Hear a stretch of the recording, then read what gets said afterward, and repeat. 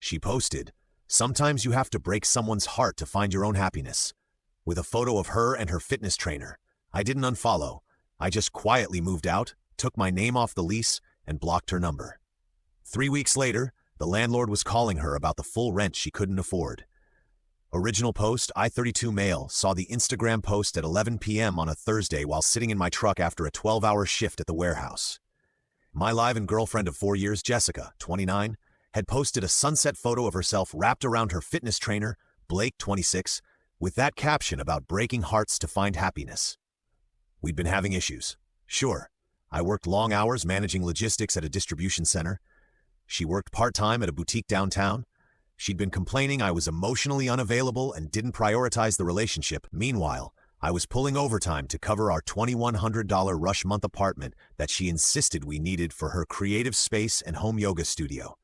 The fitness trainer thing started 3 months ago. She said she needed something for herself, joined this boutique gym that cost $180 a month. I supported it even though it stretched our budget. Blake was assigned as her personal trainer. Within weeks, she was going to the gym 5 days a week, texting him about meal plans, meeting for protein smoothies. "You're being insecure," she'd say when I mentioned the constant texting. "Blake's helping me become my best self. You should be supportive." So there I sat staring at this post. Her friends already commenting with heart emojis and "Yes, queen," and "So happy for you." I didn't comment, didn't like, didn't even unfollow. Just sat there for about 20 minutes, then drove to my buddy Derek's place. "Can I crash here for a few days?" I asked when he opened the door. "Rough night?" I showed him the post. He whistled low. "Dude, I'm sorry, yeah, of course. Guest room's yours." That night, while Jessica was presumably with Blake, I went back to the apartment, packed my clothes, my gaming setup, my tools, the TV I'd bought, my grandmother's cast iron pans she always mocked as unnecessarily heavy.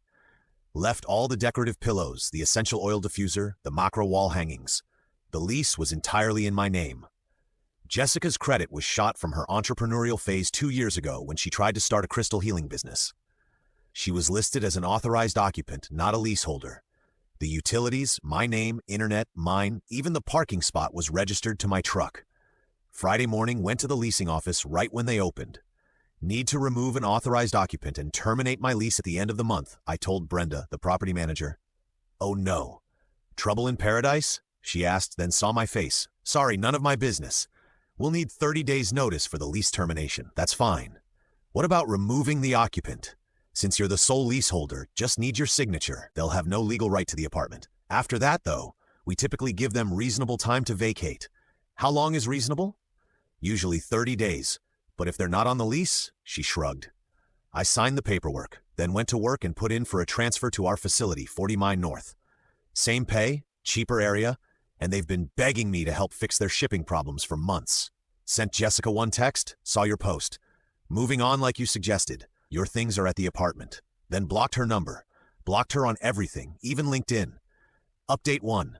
1 week later, the explosion was spectacular. Since I'd blocked Jessica everywhere, she started using other people's phones. First was her mom, Diane. Derek played me the voicemail she left him after somehow getting his number. "This is Diane, Jessica's mother. I don't know what fantasy your friend is living in, but he cannot just abandon my daughter. She has rights. He needs to man up and work through this like an adult. My sister got this gem. Hi, this is Jessica's mom. Your brother is having some kind of breakdown. He's thrown Jessica out with no warning. She's devastated. Please talk sense into him. This is no way to handle relationship issues." My response, nothing. Radio silence. But here's where it gets good. Remember how I mentioned Jessica worked part-time, 20 hours a week at that boutique? Making maybe $600 every 2 weeks after taxes. Her half of the rent alone was with $150. She'd been floating on my income, transferring me maybe $300 to $400 a month when she could. According to Derek's girlfriend, who still followed her on Instagram, the post started changing real quick. Day 3, anyone know of affordable studio apartments? Looking for a fresh start. Day 5, why is everything so expensive? How do people live like this? Day 7, selling some clothes and accessories, high-end only. DM for prices. Derek's girlfriend screenshotted Jessica's story where she was selling the designer purse I bought her for Christmas for $200. It originally cost me $450. Then Blake started appearing less in her posts. Turns out Mr. Fitness Trainer lived with 2 roommates in a house 40 minutes away and wasn't exactly rolling in cash. He made decent money for a trainer, but not support your new girlfriend's lifestyle money. The mutual friend network started lighting up. Jessica's best friend Kayla called Derek's girlfriend. Jessica's staying on my couch and she's a mess. Ryan just left her. No conversation, no attempt to work things out. She made one mistake and he destroyed her life. One mistake? She posted about it on Instagram. Derek's girlfriend replied, "It was just a caption." She was being poetic. The entitlement was already showing. In Jessica's mind, publicly announcing she was choosing another man was just being poetic. And I should have what? Waited around, paid for the apartment while she figured things out with Blake. But the real comedy started when I got a call from the leasing office. Brenda sounded awkward. "Hi, Ryan. So Jessica came by. She's demanding to see the lease agreement and insisting she has tenant rights." And well, I explained she's not on the lease, just an authorized occupant you've removed. She didn't take it well. Threatened to call a lawyer. Said you two had a verbal agreement that she's been paying rent. Did she provide any proof of rent payments? She showed some Venmo transactions to you labeled stuff, and for apartment, maybe $300 to $400 a month. Those were her contributions to utilities and groceries. I have all my bank statements showing I paid the full rent every month. That's what I figured. Just wanted to keep you in the loop. The transfer to the northern facility came through. My new start date was in 2 weeks. Found a decent one-bedroom for $950 a month near the new location. Everything was falling into place. Then Jessica discovered I'd blocked her on everything and lost her mind. Update 2. 2 weeks later, Jessica went nuclear. Full scorched earth. First, she tried to break into the apartment while I was at work. The doorbell camera I'd installed last year, she called it paranoid. Caught everything. Her jabbing keys that no longer worked into the lock, then trying to jimmy the window. All while on the phone, sobbing to someone about how he changed the locks on our home. Building security showed up. She caused a scene, told them she lived there, that I was abusively keeping her out. Security called Brenda, who confirmed Jessica was no longer authorized to be on the property. They escorted her out. She screamed that she'd sue everyone. That evening, while I was packing boxes, I get a call from my boss, Mike. "Hey, Ryan. Weird question. Did you and Jessica break up?" "Yeah." "Why?" "She called here. Said you're having a mental health crisis, that you're not stable. Bunch of concerning stuff. Wanted us to do a wellness check or something." My stomach dropped. "Mike, relax. I know it's BS, but HR wants you to come in tomorrow just to document everything, cover our bases, you know? Is my transfer in jeopardy?" "Hell no. Corporate's been begging for you up north for months. Just need the paperwork straight." Next day, sitting in HR explaining the situation, showed them the Instagram post, the lease documents, the doorbell footage of her trying to break in. HR lady Patricia just shook her head. "We've seen this before. Bitter ex trying to cause workplace problems. We'll document everything. If she calls again, we'll consider it harassment and involve legal." Then came the social media campaign. Jessica posted this sob story. When you give someone 4 years of your life, support their dreams, make a home together, and they throw you away like garbage because you dared to find happiness. Some people can't handle seeing others grow. Now I'm homeless because someone's ego couldn't handle the truth. If anyone knows of resources for women escaping financial abuse, please DM me. The comments were mixed. Some of her friends rallied around her, but others were skeptical. One person asked, "Didn't you just post about breaking his heart to find happiness with your trainer?" Jessica deleted that comment. Then another person posted, "Girl, you literally posted pics with another man talking about breaking hearts. What did you expect?" She deleted that, too. Then just turned off comments. But here's where she really messed up. She started a GoFundMe, helped Jess rebuild after financial abuse. Goal, $5,000. The description was a masterpiece of delusion. Claimed I'd controlled all the finances. True, because she couldn't manage money, isolated her from opportunities. She worked part-time by choice and left her destitute after she tried to pursue independence.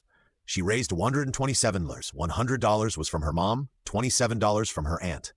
Meanwhile, Blake was MIA, completely disappeared from her social media. Derek did some Instagram detective work and found Blake posting gym videos with a new client, a very attractive woman doing squats while he spotted her very attentively. Then came the extinction burst. I learned this term from my therapist later. Jessica somehow found out about my transfer. Don't know how. Maybe someone at the apartment complex mentioned the forwarding address I'd filed. She showed up at the warehouse at shift change. I was walking to my truck when I heard Ryan. There she was, hair unwashed, wearing the same yoga pants and oversized sweater I'd seen in her Instagram stories 3 days ago. Looked like she hadn't slept. "We need to talk," she said. "No, we don't." Kept walking. She grabbed my arm. "You can't just leave. We had a life together. You ended that life when you chose Blake. Speaking of which, where is he?" Her face crumpled. "That's not crumpled. We're taking space to figure things out." I actually laughed. He dumped you already. He didn't dump me. He just needs time to figure out his living situation before we move forward. Translation: he doesn't want to pay for you either. She snapped, started screaming about how I ruined everything, how I was supposed to fight for her, how real men don't just walk away, how she made one tiny mistake and I destroyed her life over it. My coworkers were watching some filming. I stayed calm. Jessica, you publicly announced you were choosing another man. You made your choice. I respected it. Now, please leave before I call security. You can't just throw away 4 years. You did that. Posted about it. Actually got lots of likes too. She tried to follow me to my truck, but Mike came out. Ma'am, you need to leave the property now. She looked between us, saw she was outnumbered and stormed off, but not before screaming. You'll regret this. You'll be alone forever. No one will ever love you like I did. That's the plan. I called back. Update 3. 3 weeks later. 3 weeks after I'd moved out, exactly as mentioned in the title, I get a call from an unknown number. Almost didn't answer, but something told me this would be entertaining. Hello, Mr. Ryan Thompson, older woman's voice professional. Yes, this is Margaret from Premium Property Management. You were listed as an emergency contact for Jessica Martinez regarding Unit 4B at Riverside Complex. I knew Brenda had left for vacation, and Margaret must be covering. We're not together anymore. I moved out 3 weeks ago and terminated my lease effective end of month, which was last week. Oh, I see. Well, we have a situation. Miss Martinez is claiming she's the primary tenant, but our records show the lease was solely in your name and has been terminated. She hasn't paid this month's rent, and when we tried to process her application to take over the lease, she was declined due to insufficient income and credit issues. That sounds like a her problem. Margaret sighed. She's claiming you two had an agreement that you've been accepting her rent money, that this is an illegal eviction. Ma'am, she was never on the lease. She was an authorized occupant who I removed after our relationship ended. She publicly announced she was with someone else. I have documentation of everything. I understand. We're starting eviction proceedings, but she wanted us to contact you first. Said you'd pay if you understood the situation. I actually laughed. No, absolutely not. Is that all? Yes, I just needed to confirm. Have a good day. But Jessica wasn't done. The next day, Diane called my work again. This time, she got Mike directly. Your employee has made my daughter homeless. She's sleeping in her car. This is on your company's hands if something happens to her.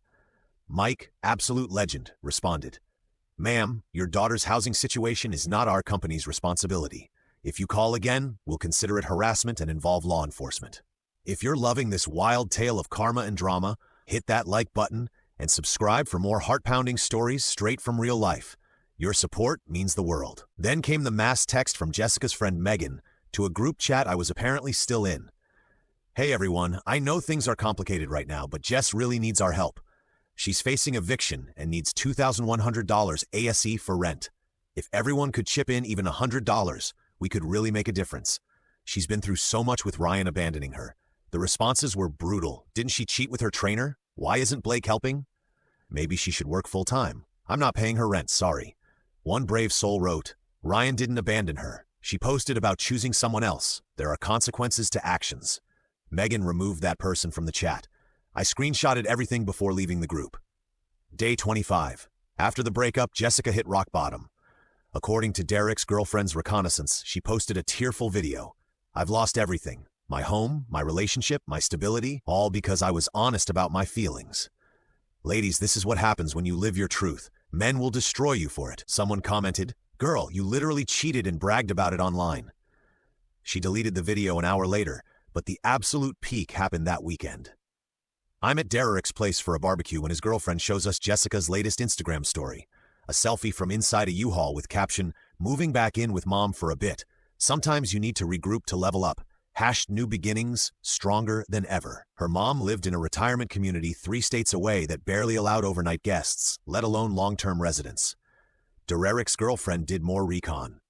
Turns out Jessica was actually moving into Megan's studio apartment, as in sleeping on a futon in a 400 cu-feet space with 1 bathroom. The same Megan who'd been trying to crowdfund Jessica's rent. Final update. 2 months later, I'm writing this from my new place up north. Small town, quiet. My commute's 8 minutes instead of 45. Rent's cheaper. Saved enough to finally buy that welding setup I'd wanted for side projects. The last I heard about Jessica was through the grapevine about 3 weeks ago. She's working full-time now. Imagine that. At a call center making $17 per hour, still living on Megan's couch, though apparently that's causing tension. Megan's boyfriend isn't thrilled about the permanent house guest. Blake posted engagement photos last month. Yeah, engaged to a woman who owns a Pilates studio. Turns out he'd been dating her the entire time he was hooking up with Jessica. She was just one of several clients he was training after hours. The studio owner had no idea until someone forwarded her Jessica's Breaking Hearts post. She dumped him immediately, but they apparently worked through it. Good luck with that, lady. Jessica went ballistic when she found out. Posted a long rant about narcissistic men who can't commit and players who destroy women's lives. The lack of self-awareness is stunning. She really thought Blake was going to be her meal ticket out of financial responsibility. Her mom, Diane, sent me one last message through my sister. I hope you're happy. Jessica's life is ruined because you couldn't forgive one mistake. She's in therapy now, dealing with the trauma you caused. My sister replied, the only trauma was Ryan paying her way for 4 years while she contributed almost nothing and then cheated. Maybe therapy will help with the entitlement issue. Diane blocked her. The apartment complex. Brenda told me they had to legally evict Jessica after she squatted for 2 weeks post-lease termination. She tried to claim tenant rights, but without being on the lease, and with me having properly terminated it, she had no leg to stand on. The eviction's on her record now. Good luck renting anything decent with that. She tried one last play. Had a lawyer friend send me a demand letter for unlawful eviction and emotional distress. My company's legal department, perks of working for a major logistics firm, sent back a response that essentially said she was never a tenant, just a guest who overstayed her welcome. Here's the Instagram post where she announced the relationship was over. Here's proof Mr. Thompson paid all rent. Go away. Never heard from that lawyer again. The funniest part, about a month ago, I get a notification that Jessica viewed my LinkedIn profile, then viewed it again. Then again, girl was checking up on me, probably hoping I'd failed somehow. Nope.